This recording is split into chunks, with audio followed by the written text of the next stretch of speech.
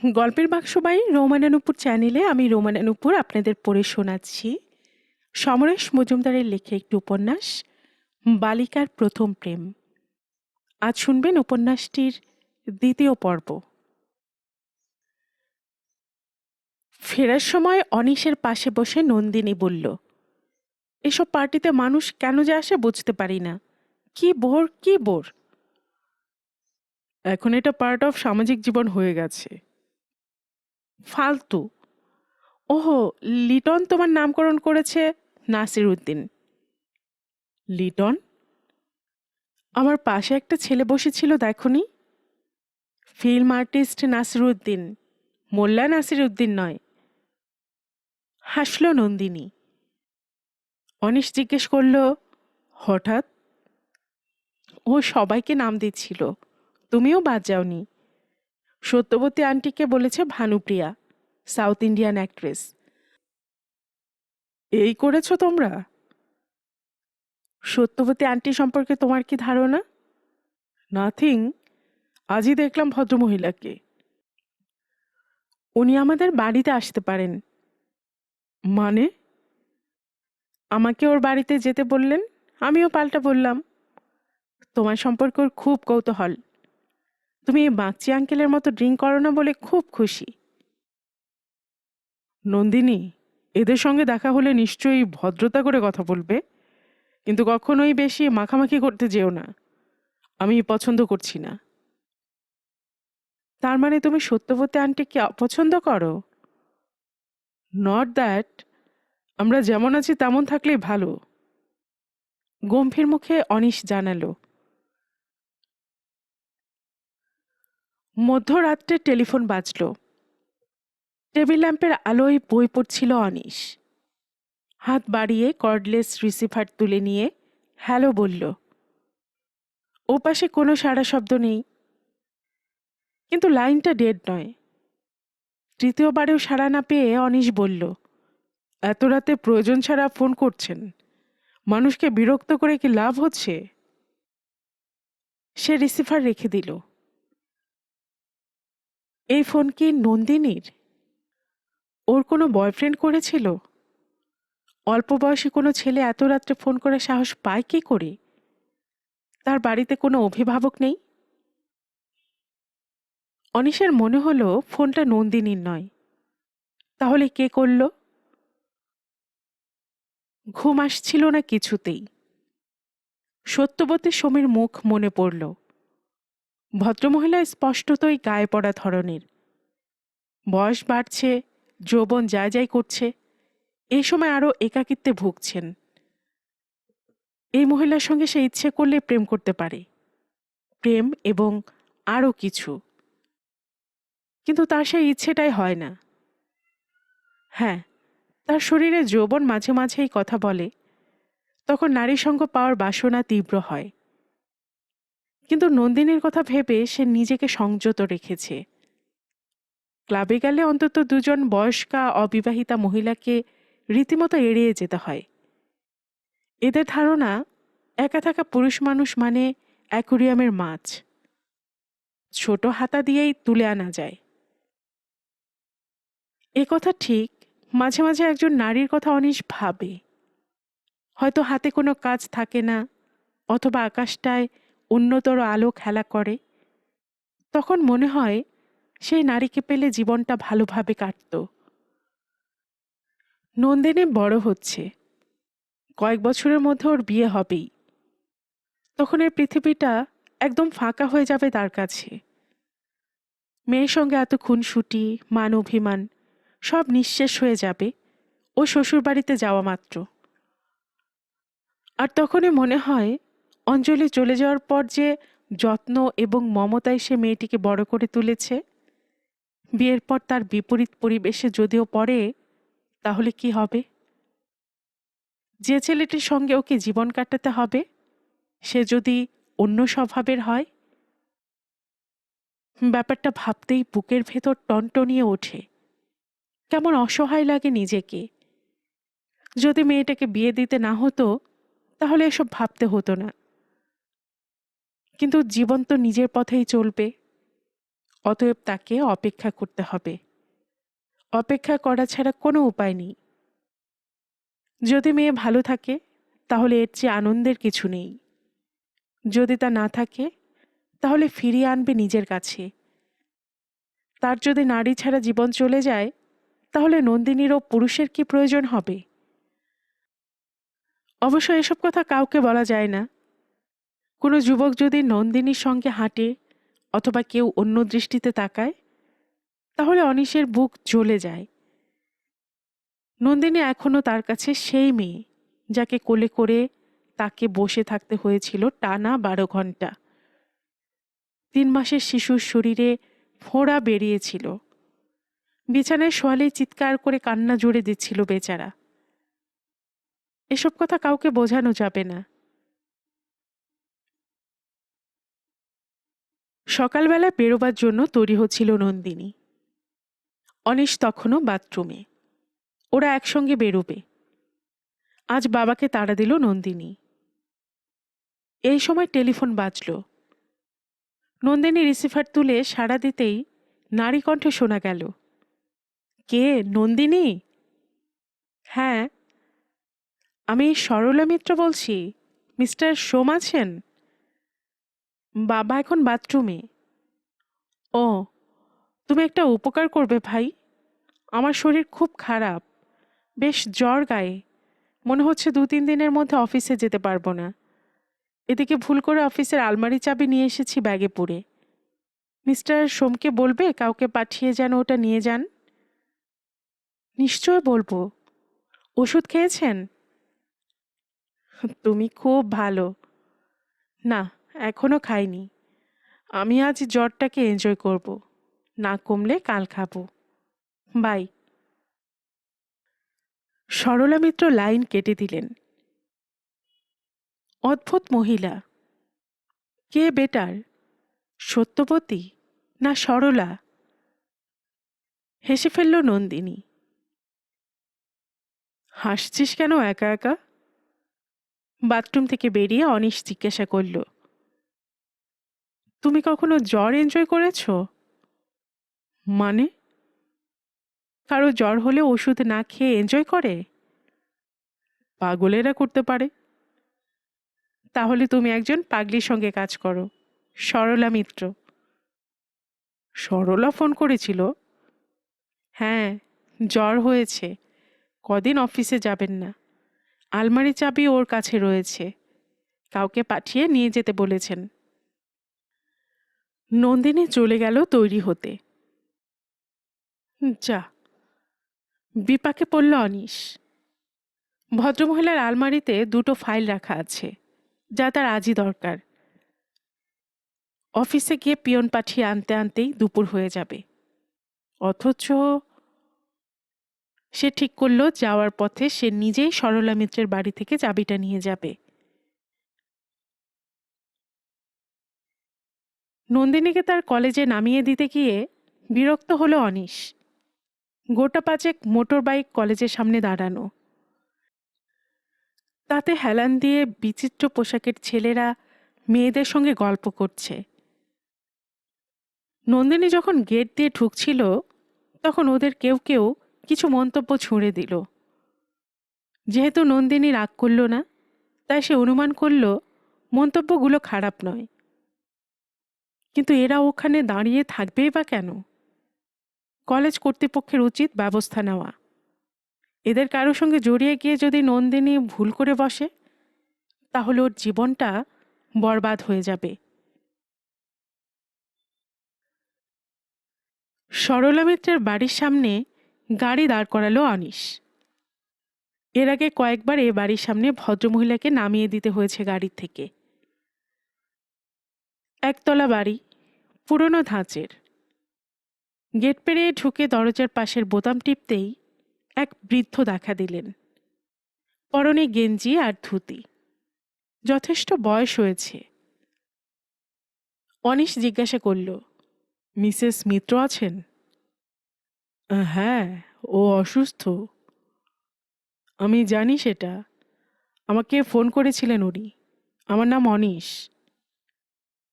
বসুন। বৃদ্ধ এবার কাউকে হুকুম করলেন অনিশের কথা সরলাকে জানাতে। মিনিট দেড়েকের মধ্যে একটি কাজের মেয়ে দরজায় এসে বলল, দিদিমণি আপনাকে ডাকছেন, আসুন। অনিশ বৃদ্ধের দিকে তাকালো। তিনি মাথা নাড়লেন। ও বিছানা থেকে নামতে পারছে না। আপনি কি ওর অফিসে কাজ করেন? হ্যাঁ, আমি ওর বাবা। যান, ভেতরে যান। ভেতরে ঢুকে বাঁধানো উঠোন পেরিয়ে পর্দা ফেলা একটা ঘরের দিকে আঙুল তুলে কাজের মেয়েটি চলে গেল অন্যদিকে। একটু ইতস্তত করে অনিশ পর্দা সরাতেই সরলা বললেন, কি সৌভাগ্য, আসুন। অনিশ দেখল সরলা একটা ম্যাক্সি পরে বালিশে হেলান দিয়ে আধশোয়া হয়ে রয়েছেন। মুখের অবস্থা দেখে বোঝা যায় জ্বর বেশ। কি করে বাঁধালেন? এসে গেল। আমি ভেবেছিলাম আপনি পিয়ন পাঠাবেন। এদিক দিয়ে যাচ্ছিলাম, তাই। দাঁড়িয়ে কেন, বসুন। পাশের চেয়ারটাকে দেখালো সরলা। শেষ পর্যন্ত আপনার পায়ের ধুলো পড়ল। কি খাবেন বলুন। এইমাত্র ব্রেকফাস্ট করে বেরিয়েছি। জ্বর কত? অনিশ চেয়ারে বসল। দেখিনি। সরলা হাসল। আপনি জ্বর দেখতে জানেন? থার্মোমিটার নেই? হাত দিয়ে দেখুন না, অনেকে স্পর্শেও বুঝতে পারে। আবার হাসলেন সরলা। অনিশ অস্বস্তিতে পড়ল। সরলা বললেন, আসলে জ্বর থাকলে কেউ স্পর্শ করলে আরাম লাগে। অতএব অনিশ সরলার কপালে হাত রাখল। চোখ বন্ধ করলেন মহিলা। কিন্তু অনিশের মনে হলো তার হাতে ছ্যাঁকা লাগছে। জ্বর কম নয়। আপনার এখনই কোনো ডাক্তারকে ডাকা উচিত। কালকে ডাকবো। এই জড়ো জড়ো ভাবটা বেশ মজার। সরলার চোখ লাল। যা ইচ্ছে করুন, চাবিটা দিন। দিলেই তো চলে যাবেন। আমার আসার কথা ছিল না। চাইলে যা পাওয়া যায় তার চেয়ে না চাইতে পাওয়ার আনন্দ ঢের বেশি। আপনি বাড়িয়ে বলছেন। না, আপনি একটি নীরস পুরুষ, কিছুই বোঝেন না। হয়তো। আবার এমনও হতে পারে আমাকে বোঝার যোগ্য বলে মনে করেন না। নিজেকে বেশি ছোট করছেন। অনেক কথা ঘোরাতে চাইল। আপনার শরীর যা উত্তপ্ত, তাতে এখনই ওষুধ খাওয়া দরকার। আমার হাত এখনো গরম হয়ে আছে। তবু তো আমার উত্তাপ কিছুটা নিলেন। হেয়ালি করে কথা বলছেন কেন? আমি ওষুধের কথা বলছি। ওষুধ তো এইমাত্র পেলাম। আপনি হাত ছোঁয়াতেই। এবার যেন কাহিল হয়ে পড়লেন সরলা। কথা শেষ করলেন না। আপনি বিশ্রাম নিন, আমি উঠি। বেশ। চাবিটা? বালিশের তলা থেকে চাবি বের করে দিলেন সরলা।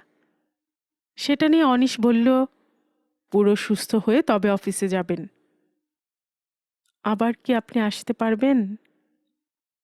আমি? অসুস্থ লোককে দেখতেও তো মানুষ আসে।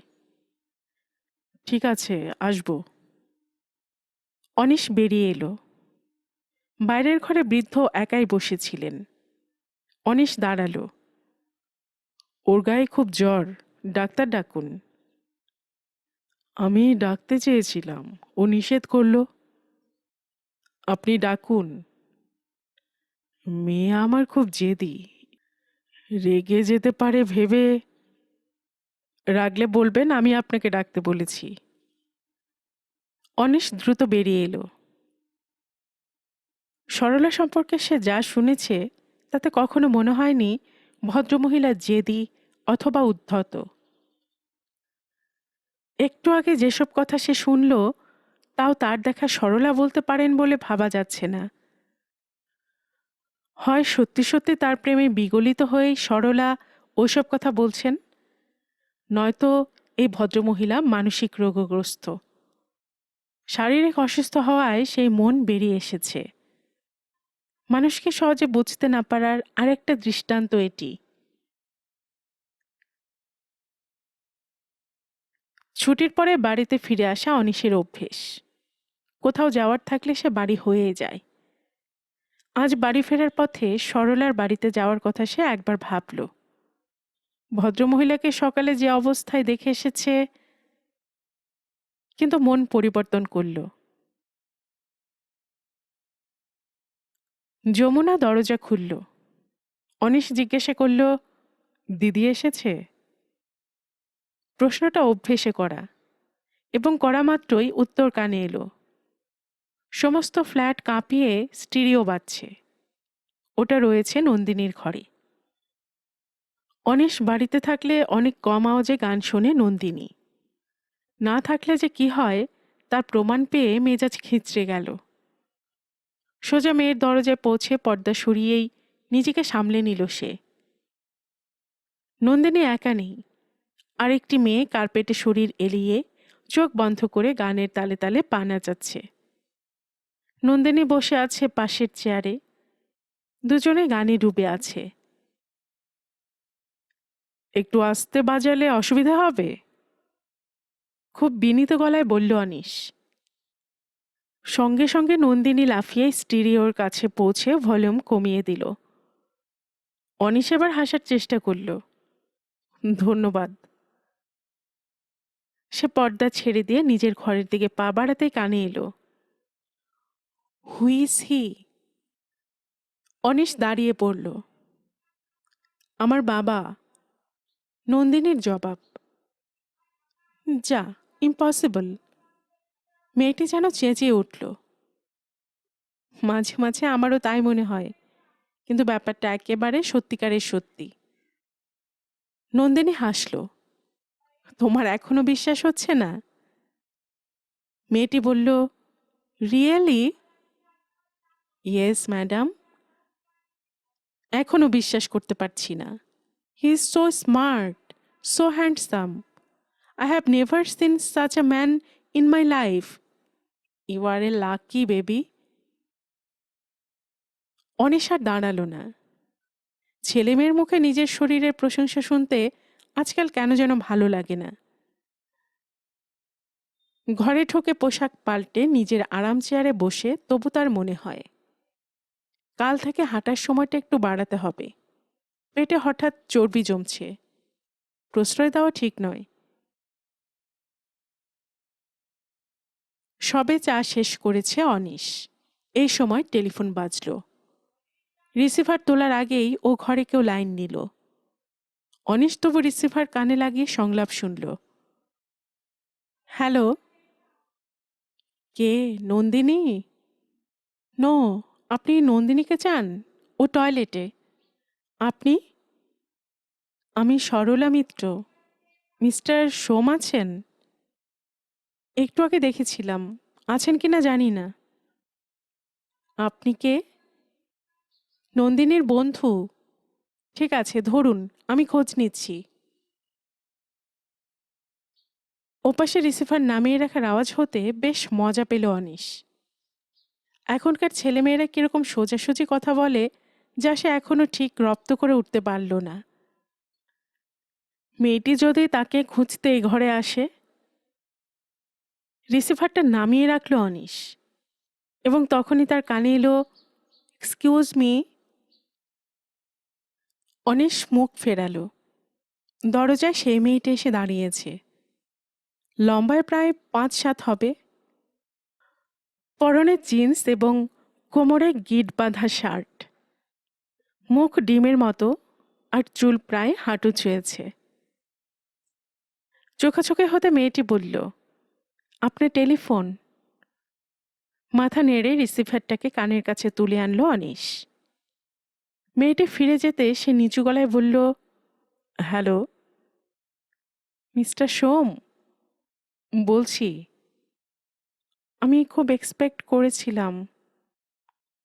এখন জ্বর কেমন আছে? জ্বর ভালো আছে, আমি নেই।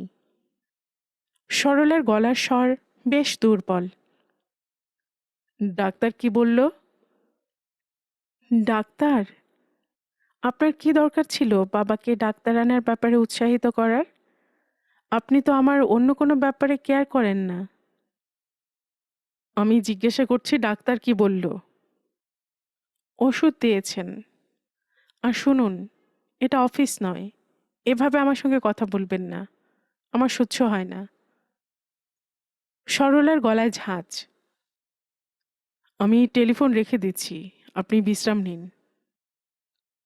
I am missing you. That's your problem. Anish receiver নামিয়ে রাখল। সে ভেবে পাচ্ছিল না হঠাৎ সরলার কি হলো।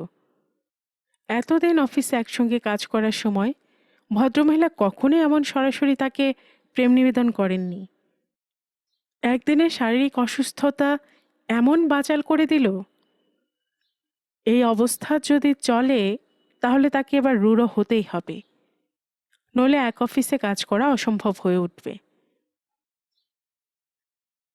পাশের ঘরে নন্দিনী তখন কথা বলছিল। ওয়েল, মা যখন মারা যান তখন বাবা জাস্ট মিড-20-তে। নিশ্চয়ই তখন আরো সুন্দর দেখতে ছিল। ওর সামনে গালে হাত রেখে বসে সারিকা কথা শুনছিল। ওই ভঙ্গিতে জিজ্ঞাসা করল, উনি আর বিয়ে করলেন না কেন?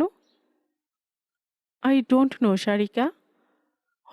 হয়তো আমাকে নিয়ে এমন ইনভলভ ছিলেন যে বিয়ের কথা চিন্তা করেননি, অথবা মায়ের প্রতি রেসপেক্ট। রাবিশ! বিয়ে না করে সারা জীবন একা থাকলে বুঝি রেসপেক্ট জানানো হয়? আমি জানি না সারিকা। কেউ আসেনি ওর জীবনে? বুঝতে পারি না। এটুকু জানি অনেক মেয়ে বাবা সম্পর্কে ইন্টারেস্টেড। অবশ্য তাদের বয়স হয়েছে, কেউ ডিভোর্সি অথবা উইডো। এক আধজন বিয়ে করেননি ঠিক সময়ে, কিন্তু এদের সবাই এখন মিড-30s উপরে। একটু আগে এক ভদ্রমহিলা ফোন করেছিলেন, আমিই ধরেছিলাম। কি নাম বলল? সরলা মিত্র। সরলা মিত্র বাবার অফিসে কাজ করেন। Any involvement? ও নো, বাবা একদম অন্য ধরনের মানুষ। সারিকা হাসল। বাট উনি তো একজন মানুষ। এমন হতে পারে যারা ইন্টারেস্ট শো করছেন তারা বয়স্কা বলে উনি সাড়া দিচ্ছেন না। উনি হয়তো এখনো অ্যান্টি কোমেন পছন্দ করেন না। তুমি কি বলতে চাইছো? যদি কোনো ইয়ং মেয়ে অ্যাপ্রোচ করে উনি না বলবেন না? ধুর, he will treat her in his own way. তার মানে আমার সঙ্গে কোনো পার্থক্য রাখবে না?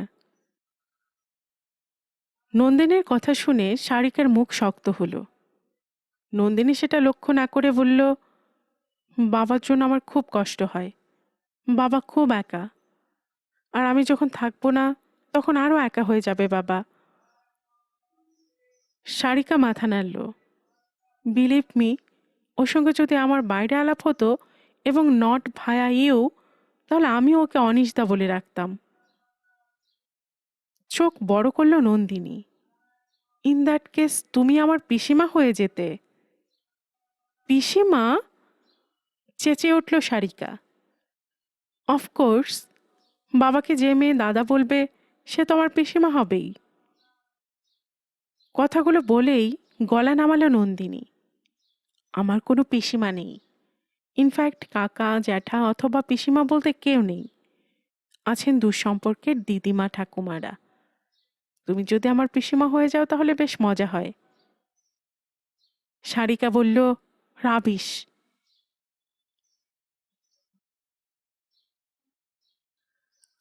দুপুরে অফিসের কাছে বেরিয়েছিল অনিশ। পার্ক স্ট্রিট দিয়ে ফেরার সময় হঠাৎ মনে হলো অনেক কাল ফ্লুরিসের চা খাওয়া হয়নি। এই শীতাতপ নিয়ন্ত্রিত রেস্তোরাঁর পরিবেশ একসময় বেশ ভালো ছিল। বিয়ের আগে পরে অঞ্জলির সঙ্গে বেশ কয়েকবার গিয়েছিল সে ওখানে। গাড়িটাকে মিডলটন রোতে পার্ক করে সে দরজা ঠেলে ভেতরে ঢুকে দেখল পরিবেশটা একই রকম রয়েছে। বিপরীত দিকের একটা টেবিলের দিকে নজর গেল তার। অঞ্জলির সঙ্গে সে ওই টেবিলেই বসত। খালি টেবিলে বসা মাত্র অনিশের কানে হাই শব্দটি প্রবেশ করল। অল্প বয়সী মেয়েলি গলা বলে সে অপেক্ষা করতেই দূরের একটি টেবিলের জটলা থেকে একজনকে উঠিয়ে দাঁড়াতে দেখল। মেয়েটির পরনে স্কার্ট, চুলে রুমাল বাঁধা, হাসি মুখে তার দিকে এগিয়ে আসছে। অনিশ চট করে ঠাহর করতে পারল না। তার মনে হচ্ছিল ওকে কোথাও দেখেছে সে।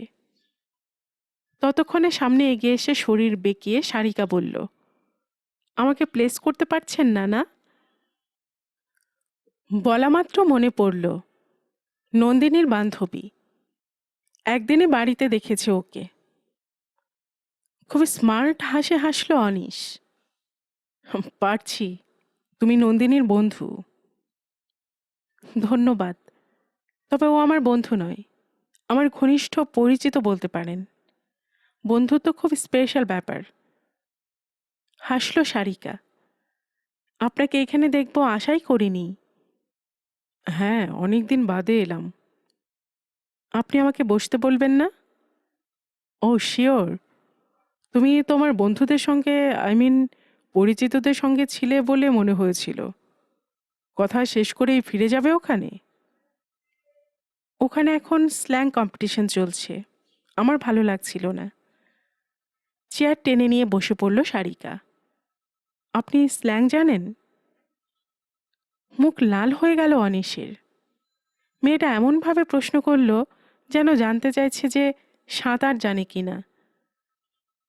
অনিশ মাথা নাড়ল, না জানার মতো। তোমরা এসব করো নাকি? ওয়েল, কখনো সখনো। কাঁধ নাচালো সারিকা। তুমি কি কিছু খেয়েছো? কফি খেতে পারি। বেয়ারা এসেছিল। অনিশ এক পট চা আর এক পট কফি দিতে বলল। তোমার বাবা কি করেন? কেন বলুন তো? কপালে ভাঁজ পড়ল সারিকার। এরকম প্রশ্ন শুনবে ভাবতে পারেনি অনিশ। সে বলল, তোমার বাবার সঙ্গে আমার পরিচয় নেই বলে তার সম্পর্কে জেনে নিচ্ছিলাম।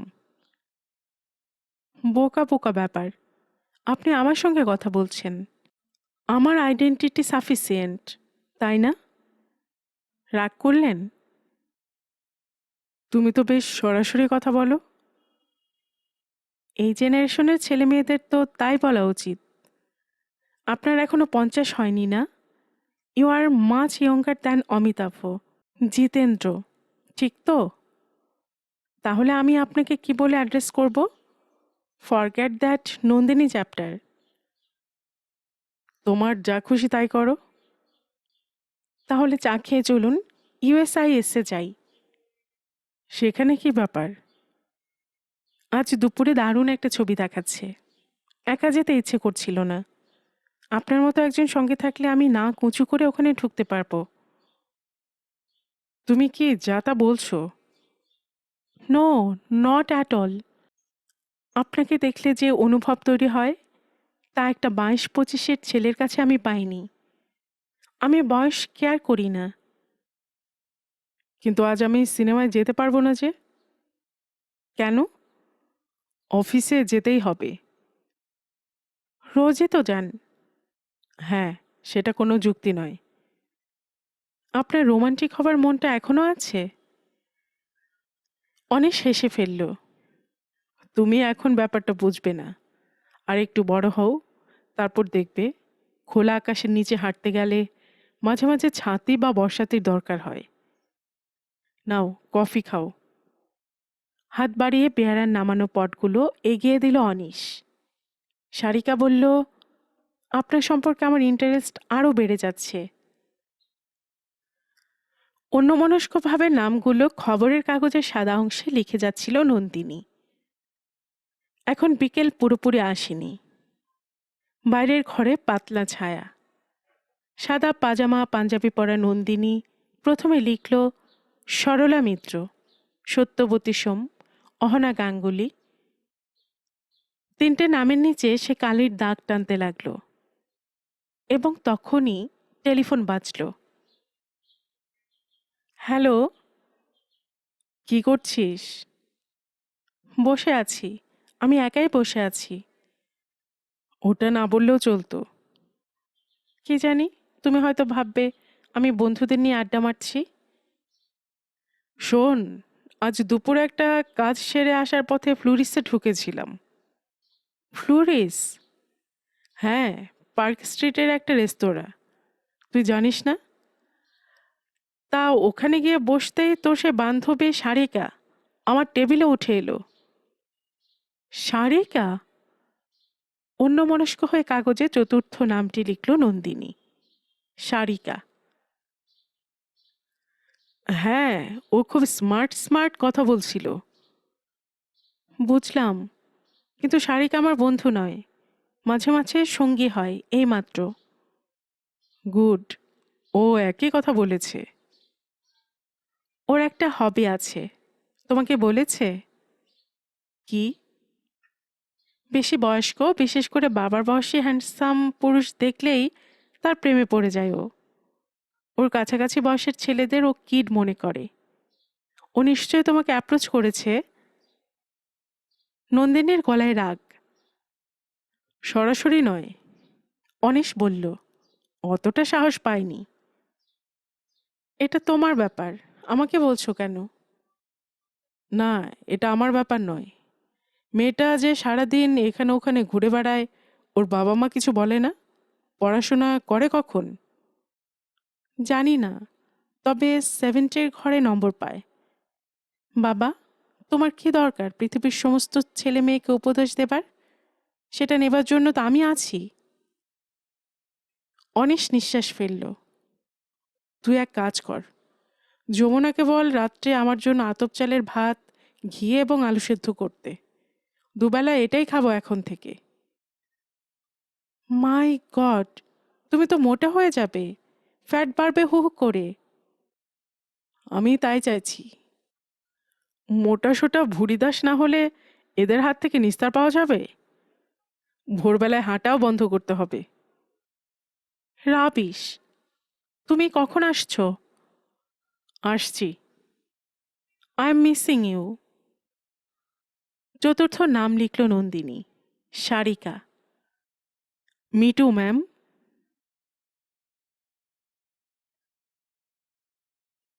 ইচ্ছে হোক বা না হোক, ঘুম ভেঙে যাবে 4:45টায়। গ্রীষ্মকালে মনে হয় যথেষ্ট বেলা হয়ে গেছে, শীতকালে মধ্যরাত। কিন্তু মিনিট 15-র মধ্যে তৈরি হয়ে যখন বাইরে পা দেয় অনিশ, তখন মেজাজ বিলকুল খুশ। ওই ঠান্ডা ঠান্ডা বাতাস, নরম ছায়ামাখা ভোরের কলকাতায় হেঁটে যেতে এখনো ভালো লাগে। তখন মনে হয় এই শহরের লক্ষ লক্ষ মানুষ কিভাবে বঞ্চিত করছে নিজেদের। ওরা বেলায় ঘুম থেকে উঠে কড়া রোদ দেখবে, রাজ্যের আওয়াজ শুনবে, আর রাস্তায় পা দিলে ট্রাফিক জ্যামের মধ্যে আটকে থাকবে। কলকাতার এক চিলতে সুখের সময়টুকু তারা জানতেই পারবে না। আজ এই মায়া ভরে হাঁটতে হাঁটতে অনিশের হাসি পাচ্ছিল। গত বিকেলে সে খুব সিরিয়াসলি ভেবেছিল জীবনযাপনের ধারা বদলে ফেলবে, কিন্তু নন্দিনী হতে দিল না। ওর বক্তব্য যেভাবে, তোমাকে দেখছি তুমি সেইভাবেই থাকবে। তুমি আমার বন্ধুদের বাবাদের মতো হয়ে যাও আমি চাই না। তাহলে আমার গর্ব করার কি থাকবে? আজ সকালে ঠিক 4:45টায় ঘুম ভাঙল। ঝরঝরে হয়ে পোশাক বদলে বাড়ি থেকে বেরিয়ে অনিশের মনে হলো নন্দিনীর ওপর সে একটু বেশি খবরদারি করছে। এবার ওকে একটু নিজের ওপর ছেড়ে দেওয়া উচিত। যে বয়সে মেয়েরা ভুল করে বেশি, সে বয়সটা তো ও পেরিয়ে এসেছে। এখন ও নিজেই ভেবেচিন্তে সিদ্ধান্ত নিতে পারে। এটা মনে এলেও খুঁতখুঁতে ভাবটা গেল না অনিশের। মেয়েটা এখন ভালোবাসাকে সংক্রামক রোগ বলে মনে করে। গতরাত্রে খাওয়ার সময় একটা আজব বিষয় তুলেছিল নন্দিনী। আচ্ছা বাবা, ধরো একটা 21 বছরের ছেলের সঙ্গে 20 বছরের মেয়ের বন্ধুত্ব হলো। ওরা যদি দুদিনের জন্য বেনারসে বেড়াতে যেতে চায় তাহলে কেউ সেটা অ্যালাউ করবে না, না? তাই তো? ঠিকই। অনিশ বুঝতে পারছিল না কোন দিক থেকে আক্রমণ আসছে।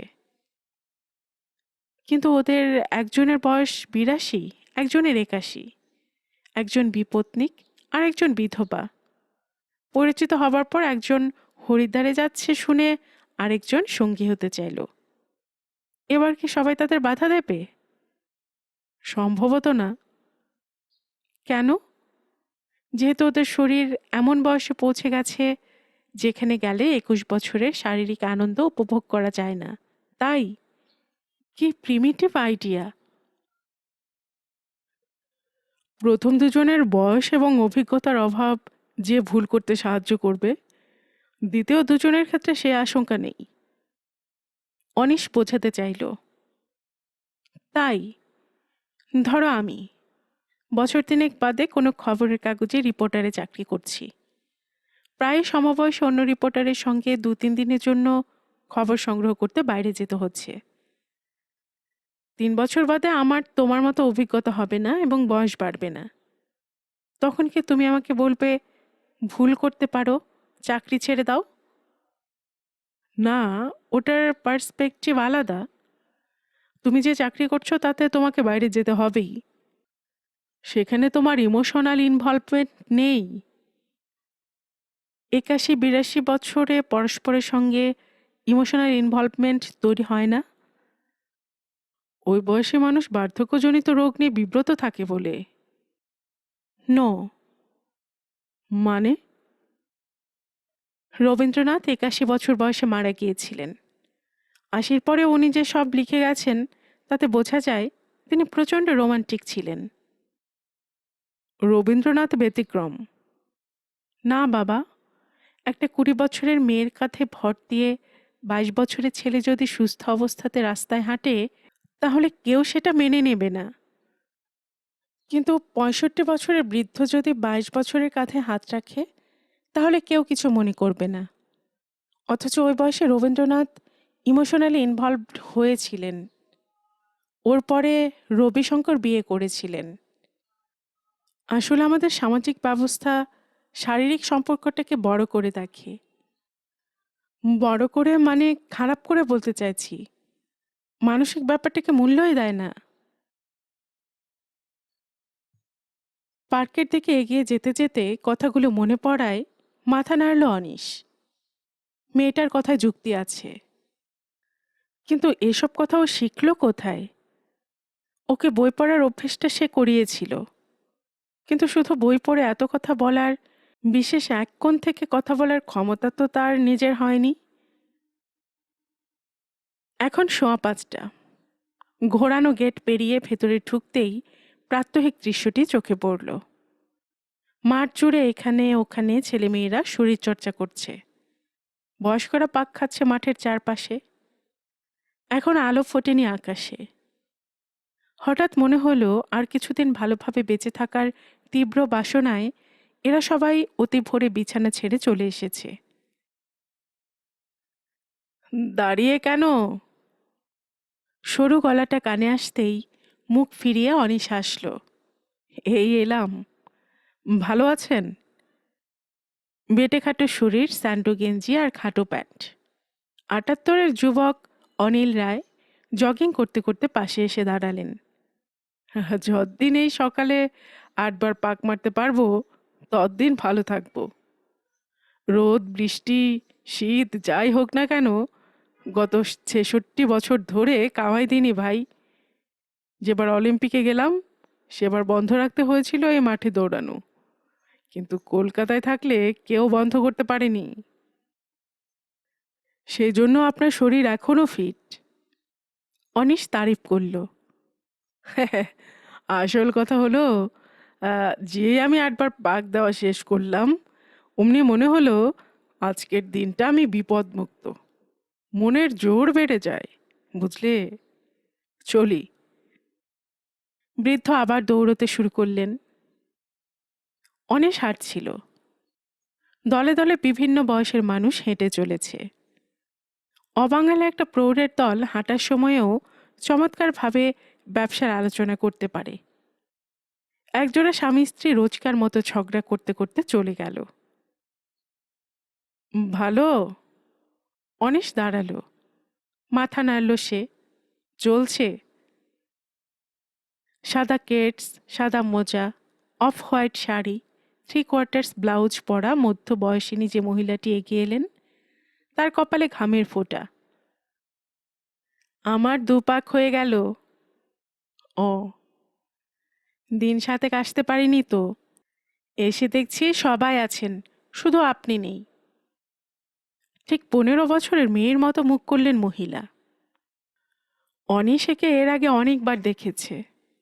দেখেছে এখানেই, ভোর ভোর রাতে এই বিশাল পার্কে বিভিন্ন বয়সের ছেলেদের সঙ্গে আজকাল মহিলারাও হাঁটতে আসেন, এবং তাদের অনেককে দেখলে বোঝা যায় হাঁটার ব্যাপারে তারা খুব সিরিয়াস।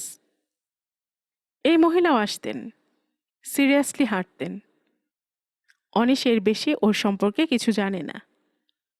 আজ হঠাৎই ভদ্রমহিলা আঁক বাড়িয়ে কথা বলতে সে একটু অবাকই হয়ে গেল। ভদ্রমহিলা দাঁড়িয়ে আছেন, কি কথা বলা যায়? অনিশ বলল, 7 দিন আসেননি, শরীর খারাপ হয়েছিল বোধহয়। না না, টাটায় গিয়েছিলাম। আমার মেয়ে রুমির বাচ্চা হলো, ওখানেই বিয়ে হয়েছিল। জামাই টেলকোতে ইঞ্জিনিয়ার। আমার যখন 18 তখন রুমি হয়েছিল, আরও বিয়ে পাশ করতে বিয়ে দিয়ে দিয়েছি। এই একটি সন্তান। ভদ্রমহিলা হাসলেন। অনিশ হাঁটা আরম্ভ করতে মহিলা সঙ্গ নিলেন। আসলে আলাপ না থাকলে কি, রোজ দেখে দেখে মনে হয় এখানে যারা হাঁটি তারা পরস্পরের খুব চেনা। আর আপনার সঙ্গে কথা বলার ইচ্ছে তো আমার অনেক দিনের। অবশ্য আগে আমি মনে করতাম আপনি আমার চেয়ে অনেক ছোট, কিন্তু পরে জানলাম তা নয়। আমার স্বামী আর আপনি একসঙ্গে স্কটিশে পড়তেন। আপনার স্বামী? লেট পুলকেশ গাঙ্গুলি। ও এয়ারফোর্সে ছিল, কলাইকুণ্ডার ওখানে ক্র্যাশ করে। তাও 10 বছর হয়ে গেল। আমি তখন সবে 30 পেরিয়েছি। সবাই বলল বাকি জীবন একা থাকবি কি করে, ছেলে থাকলে তবু সংসার ভরা হতো, আর একবার বিয়ে কর। আমি রাজি হইনি। তখন ভাবতাম সুখ যদি একবার না পাওয়া যায় তাহলে 12 বারেও কপালে জোটে না। এখন মেয়ের বিয়ে হয়ে গেছে, বাড়িতে আমি একদম একা। খুব খারাপ লাগে এভাবে জীবন কাটাতে। ভদ্রমহিলার গলায় অদ্ভুত বিষাদ। অনিশের মন ভারী হলো। অঞ্জলি চলে যাওয়ার পর এতগুলো বছর নন্দিনীকে বড় করার নেশায় সে সব ভুলেছিল। এখন মেয়ের দিকে তাকালে যখন মনে হয় আজ নয় কাল সে চলে যাবে অন্য সংসারে, তখন কিরকম ফাঁকা লাগে। তার পরিচিত অনেক মানুষ আছেন যারা তাস খেলে, ক্লাবে আড্ডা মেরে, মদের টেবিলে সময় কাটিয়ে দিব্যে বাড়ি ফেরেন মধ্যরাতে। নন্দিনীর জন্য সেই জীবনযাপনের লোভ সংবরণ করেছিল এতকাল, এবং সেটা করতে গিয়ে মনের গঠন পাল্টে গিয়েছে। এখন নতুন করে ওই জীবনযাপন করা অসম্ভব ব্যাপার। কি ভাবছেন? আ ওহো, না না, আপনি ঠিকই বলেছেন। একা থাকা খুব কষ্টকর ব্যাপার। অনিশ নিচু গলায় বলল, আমি আপনার সম্পর্কে কিছুই জানতাম না। সেদিন আমার স্বামীর এক বন্ধুর সঙ্গে দেখা, উনিও টেলকোতে আছেন। স্কটিশের কথা উঠতে আপনার কথা উঠল, আর তা থেকে সব জানতে পারলাম। কি অদ্ভুত ব্যাপার বলুন তো, আমি রোজ আপনাকে এখানে দেখি, অথচ আমার স্বামী যে আপনার বন্ধু তাই জানি না। পুলকেশ গাঙ্গুলি বলতে কোনো মুখ মনে পড়ছিল না অনিশের। সেই কবে কোন কালে স্কটিশ ছেড়েছে সে। বিপিনবাবু, কনকবাবু, গুরুদাসবাবু বাংলা পড়াতেন। ইংরেজি সুনীলবাবু আর ঘোষাল স্যারের কথা খুব মনে পড়ে। ওদের কিছু আগে রুদ্রপ্রসাদ, কেয়া চক্রবর্তীরা ছিলেন। মনোজ মিত্র পাঠ্যপ্রতিমদের বসন্ত কেবিনে আড্ডা মারতে দেখেছে। ওর বন্ধুদের মধ্যে মৃন্ময় কোনো কলেজে পড়ায়। আসামের গোলমালের পর রনেন ছিন্নমূল। পিনাকেশ বিশ্ববিদ্যালয়ে। কিন্তু কয়েক দশক এদের কারোর সঙ্গে দেখা হয় না। কে কেমন আছে কে জানে। কিন্তু পুলকেশ গাঙ্গুলি, না, মনে পড়ছে না।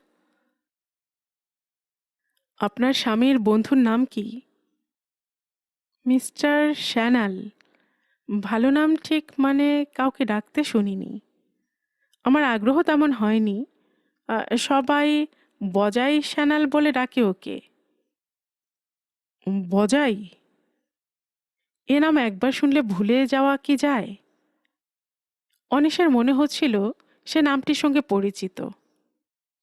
এখন এই মুহূর্তে চিনতে পারছে না বলা যেন তারই অক্ষমতা। সে মাথা নাড়ল। ওরা ততক্ষণে প্রায় একটা পাক দিয়ে ফেলেছে। ভদ্রমহিলা বললেন, আপনার বাড়িটা ঠিক কোথায় যেন? অন্যমনস্কভাবে নিজের ঠিকানাটা বলল অনিশ। ভদ্রমহিলা বললেন, আমি এবার একটু বসি। হ্যাঁ, আপনি যে স্পিডে হাঁটছেন তার সঙ্গে পাল্লা দিতে পারবো না। তাছাড়া আমার বাঁ হাঁটুতে আবার মাঝে মাঝে ব্যথা হয়। ঠিক বাতের ব্যথা নয়। অনিশ মাথা নাড়ল। না না, আপনি বসুন। মহিলা পাশের বেঞ্চির দিকে এগিয়ে যাওয়া মাত্র গতি বাড়ালো অনিশ। সবকিছু ছাপিয়ে তার স্কটিশের দিনগুলির কথা মনে পড়ছিল। সে সময় ভবিষ্যৎ নিয়ে তাদের কোনো কল্পনা ছিল না। প্রতিটি দিনই একটা গোটা আনন্দের দিন ছিল। কিন্তু পুলকেশ অথবা বজাই, এমন দুজন মানুষকে সে ভুলে গেল কি করে?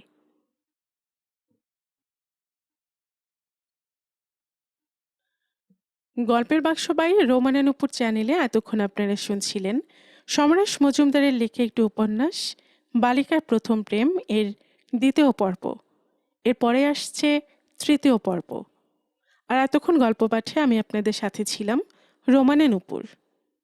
আপনারা যারা গল্পের বাক্স চ্যানেলের গল্প নতুন শুনছেন, আপনাদের সুবিধার্থে একটি বিনীত অনুরোধ, যদি আপনারা আরও এমন উপন্যাস শুনতে চান তবে নিচে সাবস্ক্রাইব বাটনে একটি ক্লিক করে রাখুন ও একটি লাইক করে রাখুন।